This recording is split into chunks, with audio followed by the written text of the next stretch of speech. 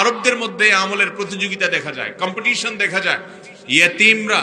ইয়েতিমদের দায়িত্ব নেয়ার জন্য সবাই হুমড়ি খেয়ে পড়ে, ভাগে পাওয়া যায় না ইয়েতিম।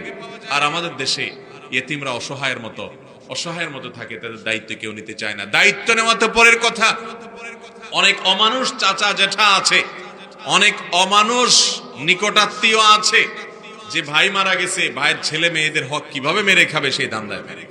ইয়েতিমের লালন পালন করা, ইয়েতিমের অভিভাবকত্ব করা, ইয়েতিমের দায়িত্ব গ্রহণ করা। নবী করিম সাল্লাল্লাহু আলাইহি সাল্লাম বলেছেন, বুখারী মুসলিম এক যুগে বর্ণনা করেছে, আর বিভিন্ন হাদিসের কিতাবে বর্ণিত হয়েছে, আনা ওয়া কাফিলুল ইয়াতীম কাহাতাইন ফিল জান্নাহ। অর্থাৎ ইয়েতিমের যে অভিভাবকত্ব করেছে, ইয়েতিমের যে দায়িত্ব গ্রহণ করেছে, এই ইয়েতিমের দায়িত্ব